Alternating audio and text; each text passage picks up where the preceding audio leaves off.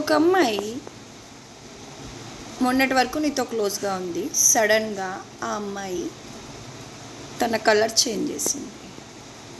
అంటే ఇక్కడ 2 థింగ్స్ ఉన్నాయి.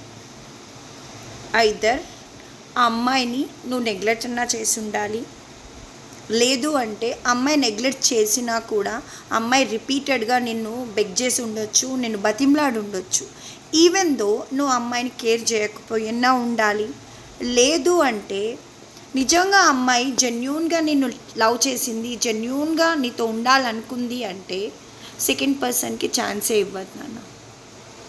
సెకండ్ పర్సన్కి ఛాన్స్ ఇచ్చింది, ఆ అమ్మాయికి నచ్చింది, ఆ అమ్మాయి కావాలని వాంటెడ్గా ఛాన్స్ ఇచ్చింది అంటే నీతోటి టైంపాస్ చేసిందని అర్థం. అండ్ ఇంకొకటి, సెకండ్ పర్సన్ నువ్వు నిజంగా అమ్మాయిని నేను ఇష్టపడి ఉంటే నువ్వు ఎన్ని మిస్టేకులు చేసినా ఎన్ని చేసినా కూడా అమ్మాయి నేను వదిలిపెట్టి వెళ్ళదు. లేదు ఆ అమ్మాయి నిన్ను వదిలిపెట్టి వెళ్ళింది అంటే అమ్మాయి టైంపాస్ చేసింది అని అర్థం. నువ్వంటే చాలా ఇష్టంగా ఉన్న అమ్మాయి, నువ్వే ప్రాణంగా చూసే అమ్మాయికి వేరే వాడితో క్లోజ్గా మాట్లాడి క్లోజ్గా ఉండాల్సిన అవసరం ఏమొచ్చింది?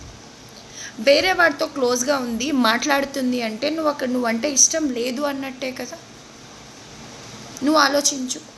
నిజంగా నువ్వు హార్ట్ఫుల్గా ఒక అమ్మాయిని ఇష్టపడి ఉంటే వేరే అమ్మాయి నీ ముందు, అది అప్సరస్ అయినా ఎవరైనా కూడా ఆ అమ్మాయిని చూడగానే హాయ్ సిస్టర్ అంటావు, లేకపోతే హాయ్ అమ్మ అని మాట్లాడతావు, హాయ్ అక్క అని మాట్లాడతావు. కానీ నీ గర్ల్ ఫ్రెండ్ని పిలిచినట్టు రావే పోవే అని మాట్లాడవు కదా.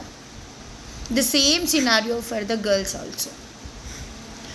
నీ బాయ్ ఫ్రెండ్ 101% జెన్యూన్గా ఉన్నాడు, 101 వాడు జెన్యూన్గా ఉన్నా లేకపోయినా, హ్యాండ్సమ్గా ఉన్నా లేకపోయినా వాడంటే ఇష్టం అన్నప్పుడు ఆపోజిట్ పర్సన్ అనేవాడు నీకు ఎవడైనా